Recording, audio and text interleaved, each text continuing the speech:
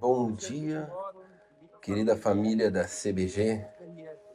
Eu estou aqui em Itanhaém, em São Paulo, no nosso projeto Criança Amada.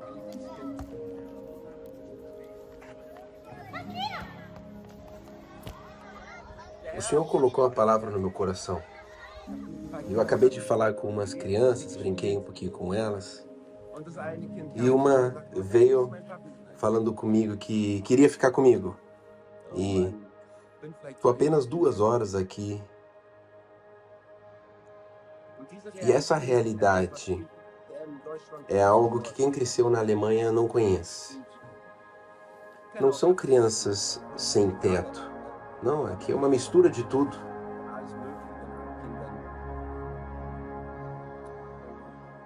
E toda vez que eu estou aqui, eu paro para pensar muito sobre a minha vida. A palavra que o Senhor colocou no meu coração é sobre os no caminho.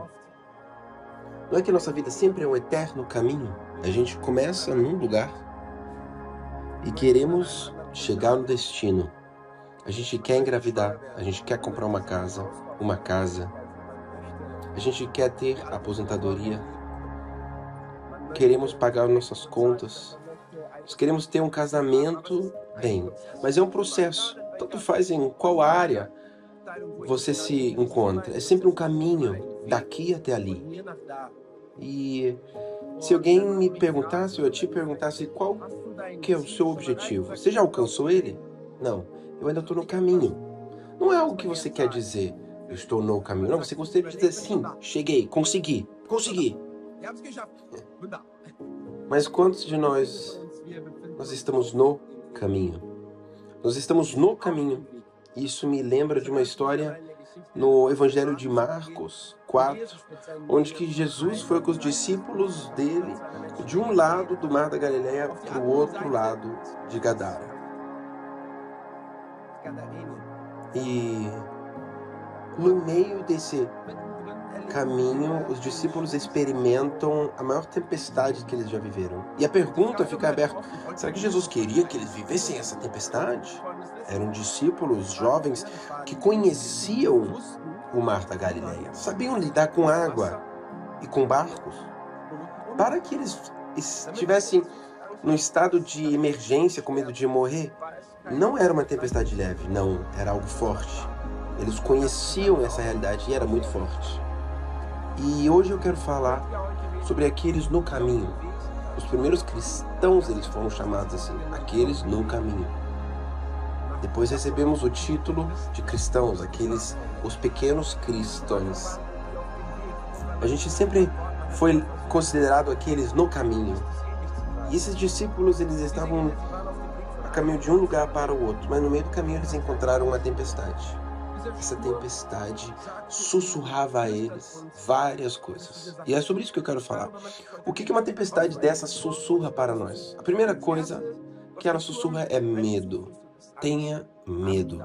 Esse caminho não vai ser leve, ele não vai ser fácil. Você precisa ter medo. Não é possível que você esteja cheio de coragem? Não, tenha medo. Tenha medo durante a gravidez. Tenha medo no novo país, no novo projeto. Tenha medo. Esteja cheio de medo. É isso que a tempestade nos sussurra. E ela sussurra para a gente mais coisa que isso. A primeira coisa que os discípulos fazem, eles vão para Jesus e falam, Jesus, por que você nos deixou aqui sozinho? A tempestade nos sussurra que estamos sozinhos. Você está sozinho, Jesus te esqueceu. E você está por conta própria. Não é que quando a gente se encontra numa situação muito difícil, muitas vezes a gente bota a culpa em Jesus e depois a gente reclama dizendo, por que você me deixou sozinho aqui? E a gente encontra no Evangelho de Marcos, no capítulo 4, versículo 32, que Jesus, com o seu barco, outros barcos saíam junto com ele. Mas onde que estão esses barcos depois? A gente não sabe. Por alguma maneira misteriosa, esses outros barcos que saíram junto com Jesus sumiram. Eles afogaram, voltaram, eu não sei. Mas eu sei que a tempestade me sussurra, você está sozinho. E mais uma coisa que a tempestade me sussurra, fala assim: desiste, volta. Volta para casa. Isso não é para você. Você é o mais novo, o mais fraco, o com menos potencial, o com menos recursos, o com menos estudo. Volta. Isso não é para você. Você está sozinho. Vem, você está cheio de medo e está se sentindo deixado para trás. Volta. E quantas vezes nós vemos cristãos que no meio do caminho desistem? Sabe, eu estou no meio desse projeto maravilhoso. É uma iniciativa do nosso pastor Teodoro Fries, o meu pai, da nossa igreja, da CBG. É um projeto que não tem subvenção do governo. É 100% a nossa igreja que carrega e aqueles que decidem ajudar. As crianças, elas ganham alimentação, estudo, aulas em alemão, em educação física, coisas que nessa região aqui são muito difíceis de ter acesso. Agora mesmo foi o almoço, por isso que eles estão tão quietinhos aqui do meu lado. É um processo acompanhar essas crianças. Muitos de nós não vamos ver o que vai dar com essas crianças. Talvez sim, talvez não. É um caminho. Que nem essas crianças, que nem esses jovens também. Eles estavam indo de um lugar para um outro. E o destino dessa viagem era libertar o endemoniado de Gadara. E quando Jesus liberta ele, aqueles espíritos entram nos porcos. Sabem, essa cidade, em Gadara, era uma junção de 12 cidades gregas, cheio de culturas e ritos gregos. E da maior condição financeira dessa cidade era vender o porco e o bacon. Eu sei que os judeus não tinham a ver com essas pessoas. Eu ouso dizer que esses jovens nunca antes tiveram aqui em Gadara, nem os pais deles. E sabe, Deus tem para você algo que ninguém da sua família já viveu. Não. Ninguém viveu o que Deus tem preparado para você. E esse caminho, de um lugar para o outro, precisamos contar com tempestades. Sim. Mas é preciso entender a diferença. Ó, tô com um companheiro aqui. Fala, alô? Curia. Esse processo de um lugar para o outro, muitas vezes é espiritual. Tentamos com o nosso próprio braço. Ele aqui não está entendendo o que eu estou falando. Nós tentamos resolver com o nosso próprio braço e nós não entendemos uma palavra do que está acontecendo. Mas você precisa entender que é espiritual. Você precisa entender que é espiritual. Você não vê Jesus em outro lugar, repreendendo qualquer fenômeno da natureza. Não, só aqui. Ele repreende o vento e fala: acalma-te.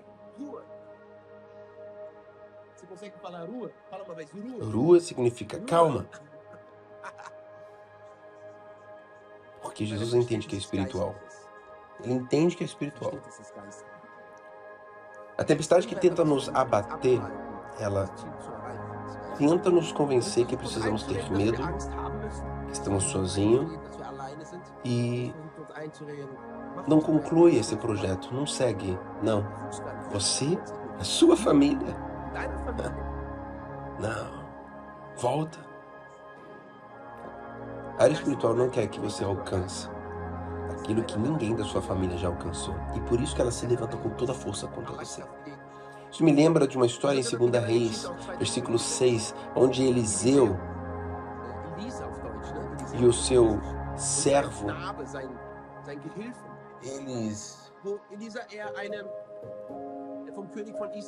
o rei de Israel quer lançar um ataque e o profeta Eliseu fala assim: olha, não vai para lá. O rei da Síria está querendo atacar lá.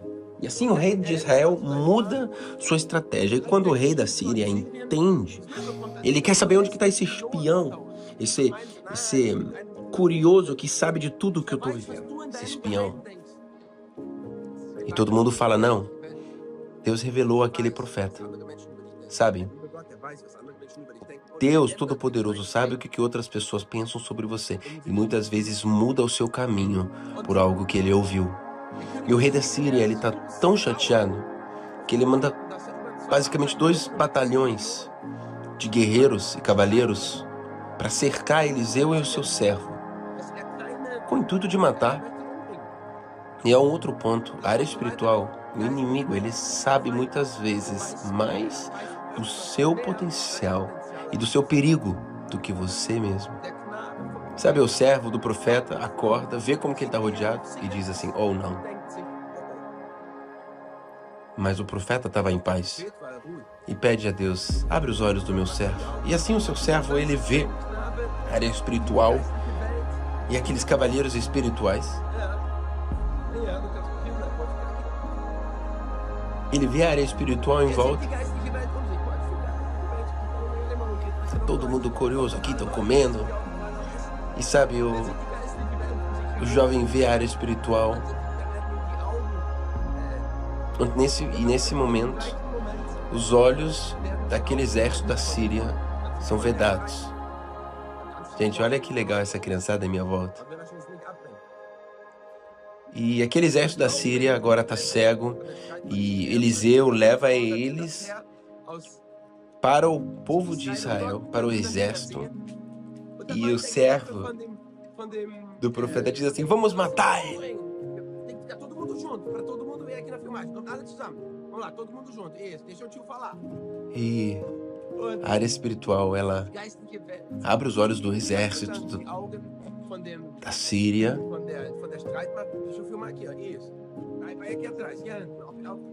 Deixa eu continuar falando. Vocês podem estar aí. Lass mich weiterreden. Eles agora falam assim, vamos matar o exército da Síria. Mas nosso Deus coloca algo no coração do profeta e fala assim, nós vamos dar a eles do melhor para comer. Dá tchau. Eles vão dar um banquete aos inimigos. É algo completamente contra a natureza, certo? Era o exército inimigo. Estava cego. Chegou rodeado pelo exército de Israel. E eles tinham certeza que eles iam morrer ali. Mas eles são abençoados com um banquete. O rei de Israel, ele dá a esses inimigos do melhor. E isso traz paz sobre Israel. Quando nós entendemos que a força contra a gente não é de carne ou sangue, mas sim espiritual. Quando nós entendemos isso, e a gente aplicar uma estratégia espiritual contra os nossos inimigos, e a gente servir os nossos inimigos um banquete com alimentos, isso vai gerar paz no nosso casamento, nas nossas finanças e na nossa vida. Muitas vezes nós tentamos batalhar contra eles, com espada, com bombas. Mas não é a estratégia que nosso Senhor Jesus Cristo nos ensinou. Não, com amor e oração. E assim eu quero terminar minha oração da manhã. Se os israelitas teriam vencido aqueles soldados, teriam vindo outros e outros batalhões, mas através dessa postura veio paz. Eu profetizo paz sobre a sua casa, sobre a sua família, se você aplicar a estratégia do amor e da oração. E também, eu quero hoje te convidar a você fazer algo ousado que você ainda nunca fez, algo da sua economia, e doar para o nosso projeto. Talvez você não pode estar aqui presente, mas aqui temos professores, temos pessoas que estão ajudando, eles têm educação física, até um professor de alemão está aqui agora. É uma iniciativa completamente nossa. E você pode participar disso, ser uma bênção para essas crianças. Faz uma vez algo que você nunca fez antes. Como sinal, como passo de fé. Sim, eu quero que a minha vida mude, eu quero viver essa paz. E faz algo que você nunca fez antes.